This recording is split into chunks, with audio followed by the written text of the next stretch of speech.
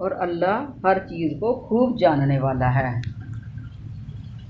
اچھا، حضرت سعید بن مسیب فرماتے ہیں کہ مجھے یہ بات پہنچی ہے کہ قرآن کی سب سے بڑی آیت یہی آیت ہے، اور جب یہ آیت نازل ہوئی تو اس کے بارے میں ایک روایت میں ہے کہ سب سے پہلے انکار کرنے والے حضرت آدم علیہ السلام ہیں۔ اللہ تعالیٰ نے آدم علیہ السلام کو پیدا کیا اور ان کی پیٹھ پر ہاتھ پھیرا اور قیامت تک ان کی اولاد نکالی۔ جتنی اولاد ان کی آدم علیہ السلام کے پیٹھ سے آنی تھی وہ نکالی۔ آپ نے اپنی اولاد کو دیکھا، ایک شخص خوب تر و تازہ اور نورانی دیکھ کر پوچھا کہ الہی اس کا نام کیا ہے؟ جناب باری تعالیٰ نے فرمایا یہ تمہارے لڑکے داؤد علیہ السلام ہے۔ پوچھا اللہ ان کی عمر کیا ہے؟ فرمایا 60 سال۔ کہا اللہ اس کی عمر کچھ اور بڑھا۔ اللہ تعالیٰ نے فرمایا نہیں، اگر تم اپنی عمر میں سے انہیں کچھ دینا چاہو تو دے دو۔ کہا اللہ میری عمر میں سے 40 سال اسے دے دیے جائیں۔ چنانچہ دے دیے گئے۔ حضرت آدم علیہ السلام کی اصلی عمر 1000 سال کی تھی، اور اس لین دین کو لکھا گیا اور فرشتوں کو اس پر گواہ کیا گیا۔ حضرت آدم علیہ السلام کی جب موت آئی تو کہنے لگے اے اللہ میری عمر میں سے تو ابھی 40 سال باقی ہیں۔ اللہ تعالیٰ نے فرمایا وہ تم نے اپنے لڑکے حضرت داؤد علیہ السلام کو دے دیے ہیں۔ تو حضرت آدم علیہ السلام نے انکار کیا، جس پر وہ لکھا ہوا اسے دکھایا گیا اور فرشتوں کی گواہی گزری۔ دوسری روایت میں یہ بھی ہے کہ حضرت آدم کی عمر پھر اللہ تعالیٰ نے 1000 کی پوری کی اور حضرت داؤد علیہ السلام کی 100 سال کی پھر کر دی۔ اچھا، دوسری بات یہ ہے کہ اس آیت کے اندر ادھار کے معاملات کے بارے میں بڑی وضاحت کے ساتھ بتایا گیا۔ اللہ تعالیٰ اپنے ایماندار بندوں کو فرماتے ہیں کہ ادھار کے معاملات لکھ لیا کریں تاکہ رقم اور میعاد خوب یاد رہے، گواہ کو بھی غلطی نہ ہو۔ اس سے ایک وقت مقررہ کے لیے ادھار دینے کا بھی جواز پیدا ہو گیا کہ ہم دنیا کے اندر ادھار کا لین دین کر سکتے ہیں۔ حضرت ابن عباس رضی اللہ تعالیٰ فرماتے ہیں کہ میعاد مقرر کر کے قرض کے لین دین کی اجازت اس آیت سے بخوبی ثابت شدہ ہوتی ہے۔ صحیح بخاری شریف میں ہے کہ مدینے والوں کا ادھار لین دین دیکھ کر آن حضرت صلی اللہ علیہ وسلم نے فرمایا ناپ تول جا وزن مقرر کر لیا کرو، بھاؤ تاؤ چکا لیا کرو، مدت کا بھی فیصلہ کر لیا کرو۔ اچھا، یہ صحیح بخاری کی حدیث ہیں۔ قرآن حکم دیتا ہے کہ لکھ لیا کرو، اور حدیث شریف میں ہے کہ ہم ان پڑھ امت ہے، نہ لکھنا جانے، نہ پڑھنا جانے، نہ حساب کتاب جانے۔ تو ان دونوں باتوں کے اندر ایک یہ چیز ہے کہ دینی مسائل اور شرعی جو کام ہے ان کے لکھنے کی تو ضرورت نہیں ہے، کیونکہ خود اللہ تعالیٰ کی طرف سے یہ بہت آسان اور بالکل یہ سہل کر دیے گئے ہیں۔ قرآن کا حفظ اور احادیث کا حفظ قدرتاً لوگوں پر سہل ہے۔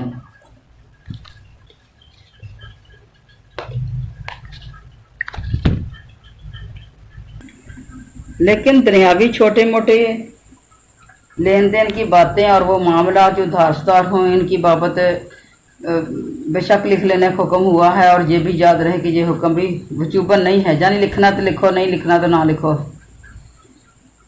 اچھا، دوسری بات ہے ایک دن حضرت ابو سلیمان بتاتے کہتے ہیں کہ انہوں نے اپنے پاس جو بیٹھے ہوئے تھے ان سے کہا اس مظلوم کو جانتے ہو جو اللہ تعالیٰ کو پکارتا ہے اور اس کی دعا قبول نہیں ہوتی؟ لوگوں نے کہا یہ کس طرح؟ فرمایا یہ وہ شخص ہے جو ایک مدت تک کے لیے ادھار دیتا ہے، نہ گواہ رکھتا ہے، نہ کوئی لکھ پڑھ کرتا ہے، پھر مدت گزرنے پر تقاضا کرتا ہے اور دوسرا شخص انکار کر جاتا ہے۔ اب یہ اللہ سے دعا کرتا لیکن اللہ تعالیٰ دعا قبول نہیں کرتا، اس لیے کہ اس نے اس کام میں کے فرمان کے خلاف کیا ہے، اللہ کے فرمان کے خلاف کیا ہے اس نے، اور اپنے رب کا یہ نافرمان ہوا۔ اچھا، دوسری یہ بات بھی ہے کہ اگر ایک دوسرے کا اطمینان ہو تو جسے امانت دی گئی ہے اسے چاہیے کہ وہ ادا بھی کرے، یہ نہیں کہ ہر کوئی اسی طرح ہی کرنا شروع کر دے کہ جاؤ تو گواہ ہے تو ٹھیک، نہیں تو نہیں کوئی دینے، یہ نہیں۔ اچھا، لیکن یہ واقعہ ہے تو گو اگلی امت کا، لیکن ہماری شریعت میں بھی اس پر انکار نہیں ہے، کہ امانت میں خیانت نہیں کرنی اور گواہ بنا لیے جائیں تو زیادہ اچھی ہے، لکھ پڑھ کر لی جائے، یہ اچھا کام ہے۔ اچھا، ایک نا مسند احمد میں ایک روایت ہے کہ بنی اسرائیل کے ایک شخص نے دوسرے شخص سے 1000 دینار ادھار مانگے اور اس نے کہا گواہ لاؤ۔ اب لینے والے نے کہا اللہ کی گواہی کافی ہے، وکفیٰ باللہ شہیدہ، کہا ضمانت لاؤ، جواب دیا اللہ کی ضمانت کافی ہے۔ اس نے کہا کہ تو نے سچ کہا، وکفیٰ باللہ شہیدہ وکفیٰ باللہ وکیلا، کہا تو نے سچ کہا اور ادائیگی کی میعاد جو ہے وہ مقرر ہوگی۔ اس نے 1000 دینار گن دیے۔ اس نے سمندر کا سفر کیا اور اپنا کام کیا۔ جب میعاد پوری ہونے کو آئی تو یہ اس ٹائم کے یعنی آ کے سمندر کے قریب کھڑا ہو گیا کہ کوئی کشتی وغیرہ ملی، اس میں بیٹھ جاؤں اور رقم جا کر ادا کر کے آؤں، لیکن کوئی کشتی نہ ملی اسے۔ جب دیکھا کہ وقت پر نہیں پہنچ رہا، ادھر وہ بندہ بھی آ کے کھڑا تھا جس نے لینے تھے، جس کے ساتھ وعدہ تھا کہ اس دن میں آؤں گا، اس ٹائم میں آؤں گا، تو وہ بھی آ کے کھڑا تھا۔ جب دیکھا کہ کوئی کشتی نہیں ملی تو اس نے کیا کیا، ایک لکڑی لی اور اس کے اندر سے نا اس کو کھوکھلی کیا اور اس میں 1000 دینار رکھ دیے اور ایک ساتھ پرچہ بھی رکھ دیا، پھر منہ کو بند کر دیا اور اللہ تعالیٰ سے دعا کی۔ یعنی اس کے اندر نا جس طرح لکڑی کے اندر وہ ایک ڈاٹ پھر ٹھونک دی جاتی ہے کہ اس کے اندر آ کے ڈاٹ ٹھونک دی کہ وہ اب وہ اس کے اندر محفوظ پڑے رہیں۔ اللہ تعالیٰ سے دعا کی کہ اللہ تعالیٰ تجھے علم ہے کہ میں نے فلاں شخص سے 1000 دینار قرض لیے تھے اور اس نے ضمانت جب اسے مانگی تھی تو میں نے تجھے ضمانتی بنایا تھا۔ اس کے اوپر وہ خوش ہو گیا تھا بڑا، تو گواہ بھی میں نے تجھے بنایا، اور اب جب کہ قرض میں آیا ہوں کہ قرض ادا کر، لیکن کوئی کشتی نہیں مل رہی، اب میں اس رقم کو تجھے ہی سونپتا ہوں اور سمندر میں ڈال دیتا ہوں اور دعا کرتا ہوں کہ یہ رقم اسے پہنچا دے۔ پھر اس لکڑی کو نا سمندر میں ڈال دیا، یعنی پانی اس طرف جا رہا تھا نا جس طرف اس نے بندے نے جانا تھا، اور خود وہ چلا گیا، لیکن پھر بھی کشتی کی تلاش میں رہا کہ کوئی مل جائے تو میں اس کے پیچھے چلا جاؤں۔ اچھا، یہاں تو یہ وہاں وہ بھی کھڑا تھا، وہ دوسری طرف وہ شخص بھی کھڑا تھا جس نے قرض لینا تھا۔ جب اس نے دیکھا کہ وقت پورا ہو گیا ہے، شام ہو گئی ہے اور اسے آج جانا چاہیے تھا تو وہ بھی نہیں آیا، وہ بھی گھر جب جانے لگا نا تو اس نے کہا کہ ایک لکڑی جو ہے وہ تیرتی ہوئی آ رہی ہے۔ اس نے کہا اچھا کہ چلو گھر میں جانا ہے تو خالی ہاتھ کیا جانا ہے، چلو اس لکڑی کو لیتا جاؤں گا میں، چلو اس کو چیر کے کاٹ کے رکھ لوں گا، سوکھ جائے گی تو چلو آگ جلانے کے کام آئے گی۔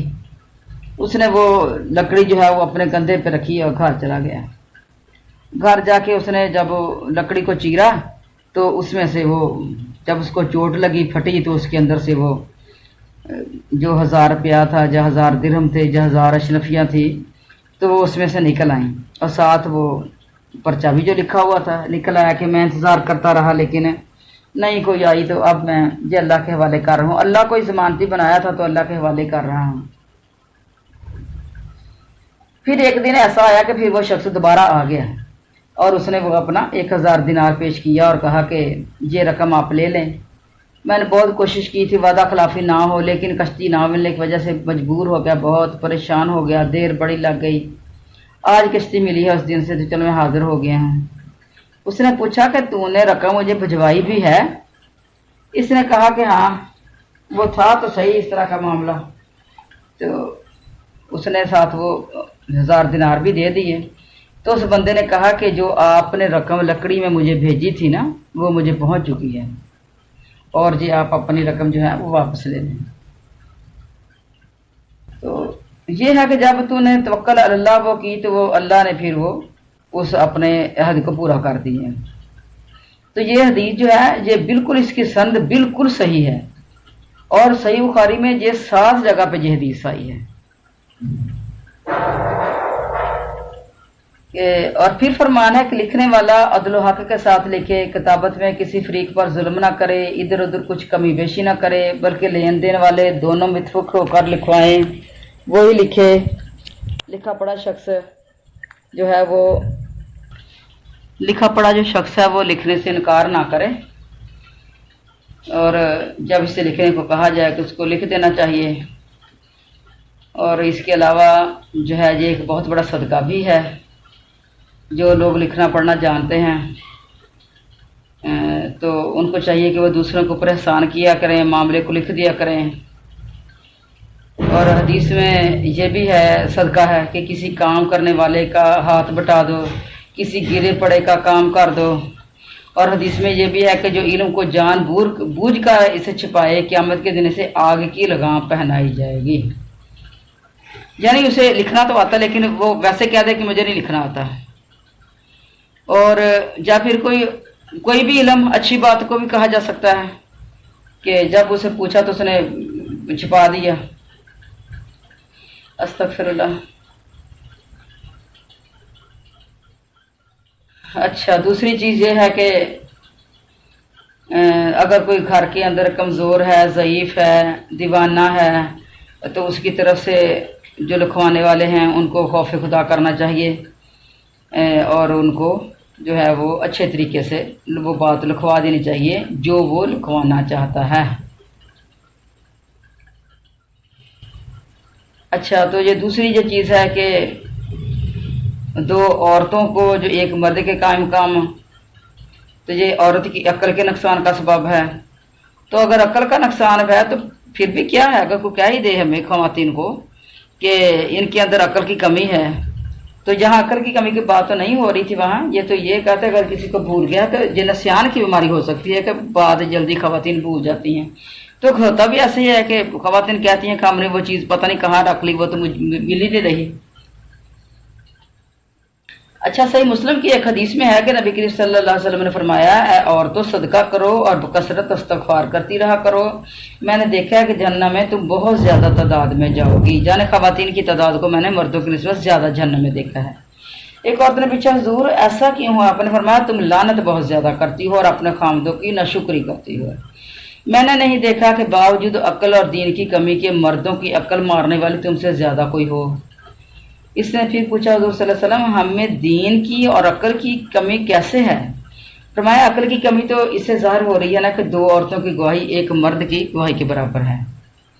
اور دین کی کمی یہ ہے کہ ایک مہینے میں جو ہے خواتین کچھ ان کے مخصوص دن ہوتے ہیں، نہ وہ نماز پڑھ سکیں نہ وہ ان دنوں میں روزہ رکھ سکیں، تو وہ دین کی کمی بھی ہو گئی، ان کے اندر جو ہے اعمال میں کمی بھی ہو گئی، اور پھر وہ عقل میں بھی فطور ہو گئی۔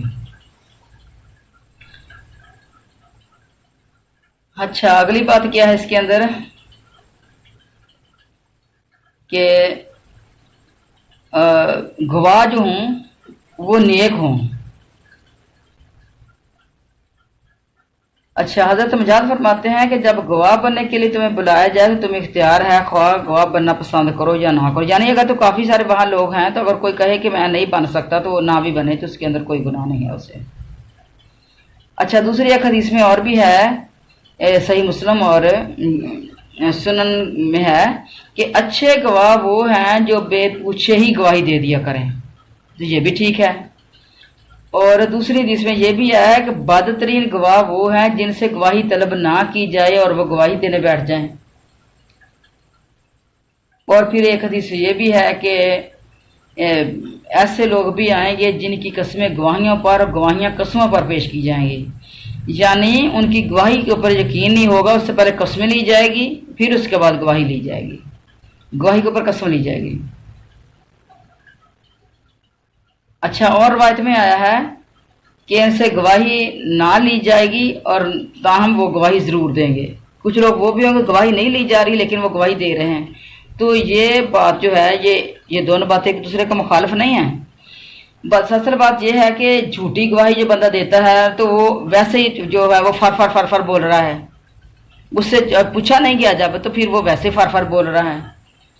تو وہ جھوٹے بندے کے بارے میں ہو رہی ہے۔ اگر کسی جو معاملے کی سچائی اگر بیان کر رہا ہے تو بغیر پوچھے ہی اگر گواہی دے رہا ہے تو اس کی گواہی ٹھیک ہے۔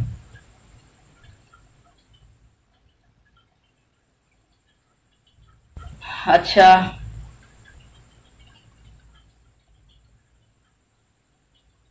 ایک بات یہ بھی ذہن نشین رکھیے کہ علماء کے نزدیک یہ حکم واجب نہیں ہے بلکہ استحباب، محب بات، اچھی بات کے طور پر اچھائی کے لیے ہے۔ اس کی دلیل یہ بھی ہے جس سے صاف ثابت ہوتا ہے کہ حضور صلی اللہ علیہ وسلم نے خرید و فروخت کی جبکہ اور کوئی گواہ شاہد نہ تھا۔ چنانچہ مسند احمد میں ہے کہ آپ نے ایک دیہاتی سے ایک گھوڑا خریدا اور دیہاتی آپ کے پیچھے پیچھے آپ کے گھر کی طرف چل پڑا رقم لینے کے لیے۔ حضور صلی اللہ علیہ وسلم تو ذرا جلد آگے نکل گئے اور وہ آہستہ آہستہ آ رہا تھا۔ لوگوں کو یہ معلوم نہ تھا کہ یہ گھوڑا بک گیا ہے۔ انہوں نے قیمت لگانی شروع کر دی جہاں تک کہ جتنے داموں اس نے آپ کے ہاتھ بیچا تھا اس سے زیادہ دام لگ گئے۔ عرابی کی نیت جو ہے وہ پلٹ گئی۔ اس نے کہا کہ آواز دے کے کہا حضرت جا تو گھوڑا اسی وقت نقد دے کر لے لو اور جا پھر میں اس کے ہاتھ بیچتا ہوں۔ حضور تو سن کر رکے اور فرمانے لگے تو میرے ہاتھ بیچ چکا ہے اسے۔ اور پھر یہ کیا کہہ رہے؟ اس نے کہا نہیں اللہ کی قسم میں نے تو نہیں بیچا۔ حضور صلی اللہ علیہ وسلم نے فرمایا غلط کہتا ہے، میرے تیرے درمیان معاملہ طے ہو چکا ہے۔ اب لوگ ادھر ادھر سے بیچ میں بولنے لگے۔ اس گنوار نے کہا اچھا تو گواہ لائیے پھر کہ میں آپ کے ہاتھ بیچ دیا ہے۔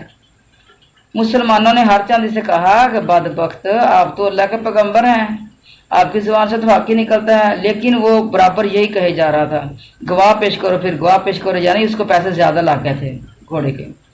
اتنے میں حضرت خزیمہ آ گئے۔ عرابی کے اس قول کو سن کر فرمانے لگے میں گواہی دیتا ہوں کہ تو گھوڑا جو ہے ہمارے نبی کے ہاتھ بیچ چکا ہے۔ اور ہمارے نبی فرمایا تو کیسے شہادت دے رہا ہے؟ حضرت خزیمہ نے فرمایا آپ کی تصدیق اور سچائی کی بنیاد پر یہ شہادت دی ہے میں نے، آپ اللہ کے سچے نبی ہیں، آپ کی ہر بات سچ ہے تو آپ یہ بات کیسے غلط کہہ سکتے ہیں؟ چنانچہ آپ نے فرمایا کہ آج سے حضرت خزیمہ کی گواہی 2 گواہوں کے برابر ہوگی۔ تو جب تک حضرت خزیمہ زندہ رہے تو اس ایک مرد کی گواہی جو ہے وہ 2 گواہوں کے برابر رہی۔ اچھا اس حدیث سے یہ ہے پتہ چلا ہمیں کہ گواہی ضروری نہیں، لیکن احتیاط اسی میں ہے کہ تجارت پر بھی گواہ کر لینے چاہیے۔ ایک ابن مردویہ کی ایک حدیث میں ہے کہ 3 شخص ہیں جو اللہ تعالیٰ سے دعا کرتے ہیں لیکن اللہ تعالیٰ دعا قبول نہیں فرماتے ان کی۔ ایک تو وہ جس کے گھر میں بدکارہ عورت ہے اور اسے طلاق نہ دے دے، اور دوسرا وہ شخص جو کسی یتیم کا مال اس کی بلوغت سے پہلے اسے اس کے حوالے کر دے، تیسرا وہ شخص ہے جو کسی کو مال قرض دے اور گواہ نہ رکھے۔ اور یہ بخاری مسلم پر کی شرط پر یہ حدیث صحیح ہے۔ اچھا جو مال کسی کو قرض دے اور گواہ نہ رکھے اس کی دعا کیوں نہیں قبول ہونی؟ اس کے اوپر بڑے بڑے معاملات خراب ہوئے ہیں، اور خود ہمارا بھی اسی طرح ایک دفعہ معاملہ ہو گیا کہ 3 ایکڑ زمین خریدی میرے ہسبینڈ نے کسی سے، اور اس وقت 1 ایکڑ کی قیمت تھی 5 لاکھ۔ 3 ایکڑ کی پیسے جو ہیں اس سے طے ہو گئے، اور وہ جاننے والا تھا، محبتوں والا تھا، ساری عمر کا دوست تھا۔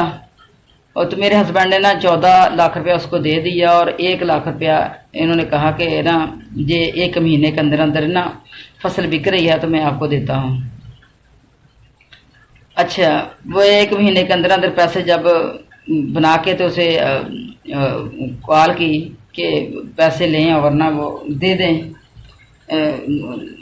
کیا اس کو کہتے ہیں بیان دے دیں زمین کے۔ تو اس نے کہا کہ وہ نا میری بیگم نہیں مانتی بیچنے کے لیے، میری بیگم کہتی ہے کہ 6 لاکھ سے کم نہیں دینی ہم نے، اور وہ کہتی ہے مجھ سے لڑ رہی ہے کہ تو نے 5 لاکھ میں کیوں دی ہے۔ اب میرے جو ہسبینڈ ہیں نا وہ ادھر ادھر دیکھنے لگے کہ اب کیا کیا جائے، کئی لوگوں سے مشورہ کیا، انہوں نے کہا کہ یہ پیسے آپ یہ تو اس طرح کا بندہ ہے آپ کو پتہ ہی نہیں تھا، یہ یعنی ادھر رہتا نہیں تھا، وہ دور کہیں رہتا تھا لیکن بس دوستی تھی اس کے ساتھ، کیا لگے کہ تمہیں پتہ ہی نہیں تھا، اب ایسے کرو کہ نا ورنہ سارے پیسے جو ہیں وہ آپ کے مر جائیں گے، تو آپ اپنا 6 ہی دے کے لے لیں اسے، چلو 3 لاکھ کا آپ کو نقصان ہوگا لیکن وہ آپ کا 14-15 بچ جائے گا۔ اچھا پیسے بنائے، چلو ٹھیک ہے بھئی آپ 6 ہی لے لیں، تو آپ لیں اور جب وہ بیان دے دیں۔ वो दे दिए उसको, वो 3 और भी बना के दे दिया उसको, जो भी रहते सारे पैसे उसको दे दिए। पैसे लेके चला गया वो फलां दिन आ जाना अदालत में। जब फलां दिन कॉल की कि आप पहुँचे और मैं इस टाइम पहुँचता हूँ, तो कहने लगा कि नहीं, वो हमारे घर में लड़ाई बनी हुई है, मेरी बेगम जो ज़मीन बेचने ही नहीं देती और बच्चे भी नहीं बेचने देते, तो मैं ना आपको पैसे दे दूँगा। तो इन्होंने कहा कि चलो फिर पैसे दे दो मुझे, मैं फिर वो दूसरी साथ वाली बिक रही मैं वहाँ से ले लूँ।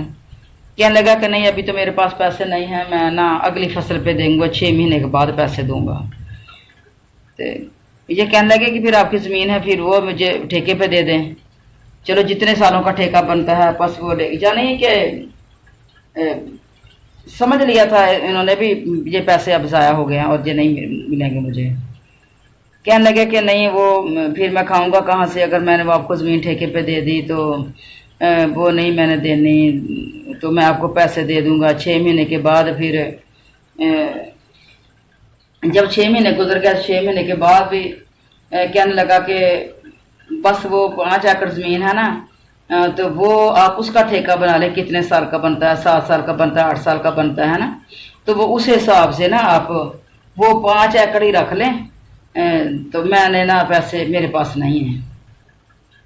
अब वो 5 एकड़ का ठेका उन्होंने बहुत ज़्यादा महंगा बनाया, तो वो रख लिया, लेकिन वो भी उसने मुद्दत पूरी ना होने दी और उससे पहले ही ज़मीन जो है वो छीन ली उन्होंने, और पैसे जो हैं कुछ निकल आए और कुछ जो है वो रह गए। तो इस तरीके से ना, तो जब ये हदीस पढ़ी मैंने तो मुझे फ़ौरन वही बात याद आ गई कि गवाह हमने ज़रूर बनाना है।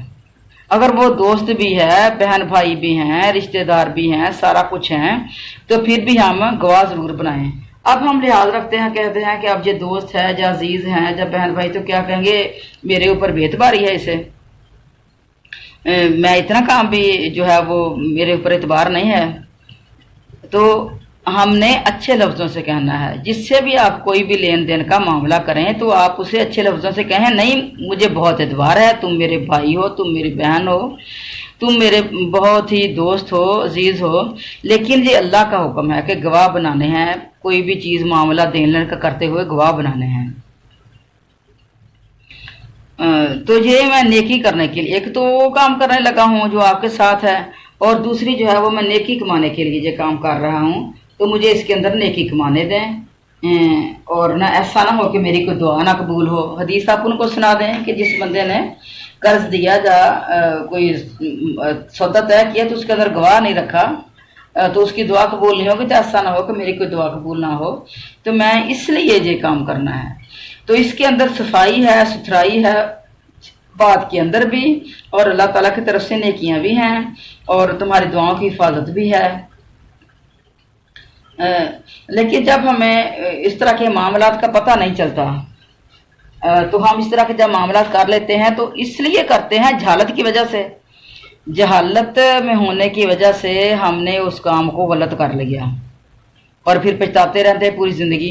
तो कितने ही इस तरह के, कोई 1 2 4 वाक़यात नहीं हैं, ये कितने इस तरह के वाक़यात हैं हमारे इलाकों के अंदर, जो कल हुए परसों हुए जिस तरह के वाक़यात कि वो दोस्त थे, बड़े एक ही इलाके के दोस्त थे, और दोस्त ने कहा कि मैं, वो बाहर दूसरे मुल्क में रहते थे, बैरून मुल्क में, उन्होंने कहा कि मैं घर जा रहा हूँ और मेरे बहन भाई की शादी है, तो आप ऐसे करें कि पैसे कुछ मुझे दे दें। उसने कहा मैंने तो पैसे इकट्ठे किए हैं मकान बनाने के लिए, तो मैंने बहन भाई की शादी करनी है 2 साल तक है, तो कहने लगा मैंने करनी है आज, तो आप मुझे दे दें 8 लाख रुपया। उसने ले लिया, आप मुझे दे दें और मैं अपना काम कर 2 साल तक मैं तुम्हें दे दूंगा। उसने कहा चलो ठीक है, सारी उम्र के दोस्त हैं। 8 लाख रुपया वो दे दिया और वो अपने मुल्क वापस आ गया। वापस आके उसने अपने जो काम करने वाले थे, शादियां की, जो काम करने वाले थे वो सारे काम कर लिए उसने, और फिर वापस वो गया भी ना उस मुल्क में, दोबारा कमाने के लिए भी ना गया। और जब वो भी वापस आया 2 साल के बाद, उसने कहा कि अब अपने वादे के मुताबिक मुझे पैसे दे दो, और अब मैं वो काम करने लगा हूँ जिसके लिए मैंने इकट्ठे किए थे। तो उसने कहा कि तेरे पास कोई गवाह है, अब तू उसे पैसे मांगता है। तो कहने लगा कि गवाह की इसके अंदर बात नहीं थी, हम तो दोस्त थे। उसने कहा बस दोस्ती खत्म है, तू मेरे ऊपर इल्जाम लगा रहा है, कोई पैसा मेरे पास नहीं है। تو پھر اس نے 2-4 لوگوں کو کہا کہ دیکھو یہ میرا دوست تھا اور اب مجھے ایسے کر رہا ہے، تو پھر اس نے ایک دن اس کو اسلحہ وغیرہ دکھا کے اس کو ہراساں کیا کہ اگر تم لوگوں کے اندر میری اس طرح کی شہرت کرو گے تو اپنی جان سے ہاتھ دھو بیٹھو گے۔ اور اب وہ جو ہے وہ سامنے پھر بھی رہا ہے اور دے بھی کچھ نہیں رہا۔ تو یہ پریشانیاں جو ہیں ہمارے اوپر کیوں آئیں؟ اسی وجہ سے پریشانیاں آئیں کہ ہم نے اللہ کے احکامات کو پڑھا نہیں اور اس کو اپنی زندگی کے اندر اپنایا نہیں۔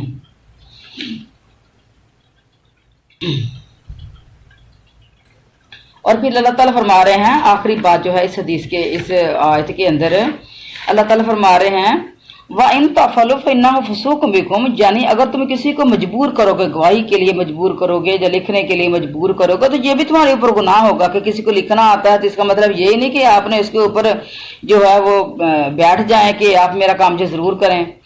ہر حال میں اللہ سے ڈرتے رہو، وَاتَّقُوا اللَّهَ وَيُعَلِّمُكُمُ اللَّهُ، اور اللہ سارا کچھ جانتا ہے، اللہ ہر شے کے اوپر قادر ہے۔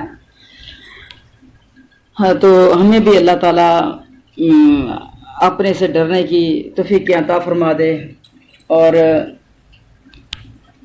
اللہ تعالیٰ ہمیں وہ روشنی عطا فرما دے جس روشنی میں چل کے ہم اللہ کے دین کی خدمتیں کر سکیں، جس روشنی میں چل کے ہم اسلام کے مطابق زندگیاں بسر کر سکیں۔ اور اللہ جو ہے وہ حقیقی علم اللہ ہی کو ہے، اور اللہ تعالیٰ نے یہ قانون اور جو ضابطے جو بنائے ہیں انسانوں کی حفاظت کے لیے ہی بنائے ہیں، اس کے اندر ہماری اپنی حفاظتیں ہیں۔ لیکن ہم خطائیں کرتے رہتے ہیں زندگی بھر، اور خطائیں کر کر کے اللہ کو ناراض کرتے رہتے ہیں، اور پھر کہتے ہیں کہ ہماری دعائیں قبول نہیں ہوتی۔ تو یہ اس کے اندر یہ رکاوٹیں ہوتی ہیں کہ ہماری دعائیں قبول نہیں ہوتی۔ اب وہی اپنے وہ حدیث سنی ہے کہ جس کے گھر میں فحشہ عورت ہے تو اس کی دعا بھی قبول نہیں ہوگی، تو یتیم کا مال بھی بلوغت سے پہلے جس نے حوالے کر دیا اس کی بھی دعا قبول نہیں ہوگی۔ آخر دعوانا الحمدللہ رب العالمین، سبحانک اللہم و بحمدک، اشہد ان لا الہ الا انت، استغفرک و اتوب الیک۔ اللہ تعالیٰ ہمارا حامی و ناصر ہو۔ السلام علیکم و رحمۃ اللہ وبرکاتہ۔